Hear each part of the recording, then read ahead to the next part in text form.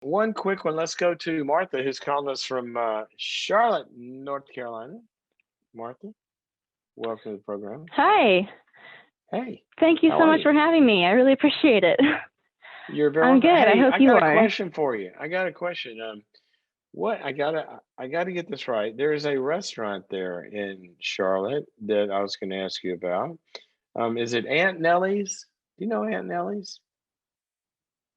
I just moved to Charlotte, so I am not sure. You just, I'm gonna look it up. I think it's Aunt Nellie's. Where is it? Anyway, I've heard great things about Aunt Nellie's. I was going to ask you about it and tell you to go there. Anyway, shout out to Aunt Nellie's if you're the one in Charlotte. Uh, how Mhm. can I help you? You didn't call to talk about Aunt Nellie's, I know. So tell me how I can help you. So, yeah, so I've got a question about performance. I take dance lessons as a hobby, and it's just a very special thing to me. And Cool. What my kind of question dance? is What kind of dance? ballet, Ballet. ballet and modern. Cool.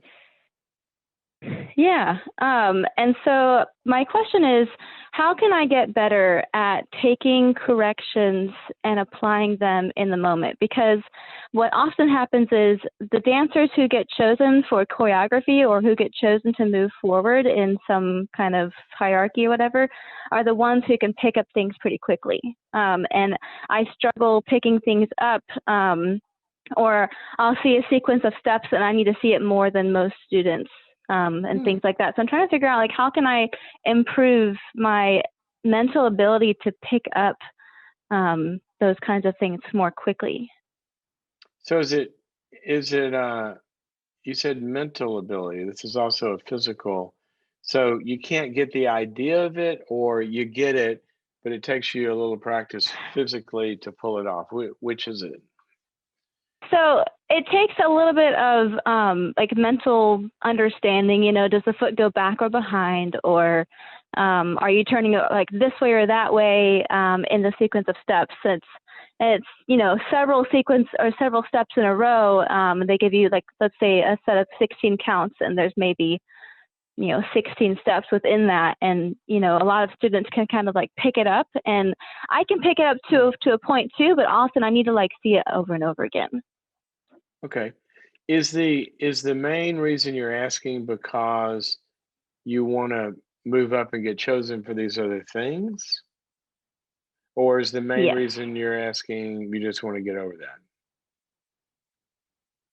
I mean, it's both, but I mean, I've always been someone who wants to be good at whatever I try. Okay. It's hard for me to just be okay with trying something. Well, I'm not saying be okay with just trying. I'm just saying you can be you because you can get good at what you try. You're just saying it takes you a little longer, and because of that, you don't get Hmm. selected. So I'm asking, particularly, is the selection thing the big deal? Because ultimately, you do learn it. It sounds like Yeah, I mean, the selection thing's the big deal that's the big deal. Okay, because it's held me back before. okay. Now, is anxiety a part of this? I'm sure it is. I'm sure there's a level of social anxiety. I know I have some social anxiety, and I deal with anxiety in other ways also. Okay, Um, because anxiety can it can interfere with concentration, right? mhm. So is this ability to concentrate on the moves, is that something that is across the board? If you were at home, no social anxiety, you're playing a video, you watch the move, boom, you get it, and it's only in the performance situation that you get it, or is that just a sequencing thing? It's kind of worse than that. I mean, I think like if I'm at home and I'm trying something, if I'm not thinking about it, I think I'm much more successful. But then if I realize, um, that even if I'm like by myself, if I like envision an audience, then I won't get it or something like that. Okay, so you are able to do this. This is anxiety that's interrupting Okay. your processing. Mhm. Is that right? I think so. Yes. I That's what it sounds like. So this is great. You're going to do really well. It's just clear performance anxiety, and mixed in with a little Mhm. approval anxiety from authority figures, right? Mhm. Okay, so I wish we had a lot of time. I would suggest the anxiety seminar. If you go to boundaries.me/anxiety, Mhm. I did a whole Yes. event on this last week. So, Yeah. here's a couple of things I want you to think about. I want you to look at kind of how you're talking to yourself about not getting picked, or if I don't get it, what happens? And all you got to get in touch with. There's a lot of plant tapes. We used to say tapes, then we said CDs, and now we say, what do we say now? There's podcasts going through your head, right? Of um, of oh my gosh, what if I screw up? What if I don't make this? Oh, what if they don't? Those what ifs that are going through your head. Okay, are you aware of those? Mhm. Okay, Yes. I want you to become really, really aware of those. Okay, and I want you to write them all down, and I want you to see how punitively and how critically you're talking to yourself. Because what's happening here is you're really kind of performing for those critical voices in your head more than you are the judge or whoever's out there. So we got to Mm. clean up the noise in your head, because this can even happen at home. Mhm. You follow me? So we Mhm. got the Mhm. judges in your head are much more critical than the ones trying to coach you through this. They're wanting somebody to hit this right. They're not looking to fail Mhm. somebody. They're looking to try to help you. Okay, so but I really want you to see what you're actually saying to yourself. Well, if they don't pick me, that means I'm not a good dancer. That means I'll never be a good dancer. That means why did I even do this? I mean, I've been a loser since the fourth grade, and all that kind of stuff. I want you to get that out of your head, okay? But you got to get Mhm. it out of your head by writing it down first and decatastrophizing it.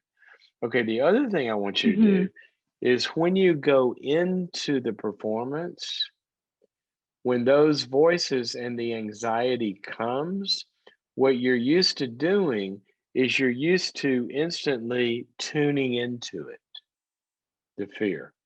It's Mhm. an automatic reaction. Okay. This is huge. I want you to ignore it like it's background noise and lose yourself in the dance. Because that Mm. anxiety reaches up and says, "Pay attention to me. You're going to blow it. What if you?" And then you start thinking about it, and now your whole concentration is interrupted.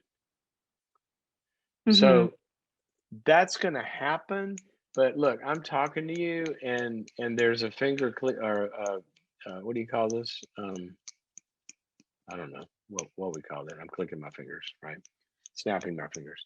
Okay, that's going on in the background here, but I'm not paying any attention to it. I'm just talking to you. That's how the anxiety is going to be doing, and you're not going to pay attention to it anymore. Now, what you're doing now is, as soon as you start to perform, and that happens, you go, "Oh, what if I? What if I? Oh no, I'm going to fail." Oh, that, and see, now you got divided attention, and it's interrupting your performance. So I want you to learn Mhm. to let the anxiety be there and just perform, just dance. Third thing I Mhm. want you to do is, and this may be hard, is I want you to go talk to the teacher and say, you know what? I've Mm. noticed something when I'm getting evaluated in this, it takes me a little longer. For some reason, I kind of get nervous, and it takes me a little longer. So I just want you to be aware of that. So if you can give me a little time, I'll get there. I get kind of nervous, but I'm going to get there, and I'm going to learn. Go have a conversation with her about it. And that's a few Mhm. things you could try right off the bat. And actually, you can do this at And home. what if they don't what if my teacher doesn't receive what I say well? What if they say, "Well, I'll keep trying," or, you Well, then know, I'll keep trying. I don't know. Mhm. Then I'll keep trying. A lot of times the world doesn't receive what we want very well. So then I would say, Mhm. well, fine, I'll show you. and then and then you will, because you're going to get over Mhm. this anxiety, I believe, and you're going to learn to ignore it, and you're going to learn to perform. And this is stage fright, okay? And they all listen to this. Every great performer has stage fright. The difference is Mhm. the difference is the great ones expect it, and they ignore it and they dance. The ones that get Mm. minimized by it feel it and go, "Oh no, I'm scared. Oh no, I'm anxious." And they start to attend to it. Here's the performance curve. Mhm. Performance goes up with anxiety until it becomes too much and then performance goes down. You're on the too much side of that curve. So I want to preserve the little bit of performance anxiety you got going here and not engage in it in a conversation. Just let it make your body work better. That's what it'll do. Mhm. Okay. Sorry I Hmm. gotta run. We're out of time here, but that is a No great problem. question. Thank you so Check much. out yeah, check out the anxiety event there. Okay, guys. I always love being with you. I love all your questions. Martha, what a great question. Performance anxiety is such a big deal for, so many people. And you really do get over it. I mean, you actually do get over it if you do the things that help us to get over it. So I think you're going to do that. Ask any golfer that's ever won a major tournament. Most of them, there are a few exceptions, but most of them have been there before and didn't win because their performance anxiety got to them and they choked, right? So they have to learn that.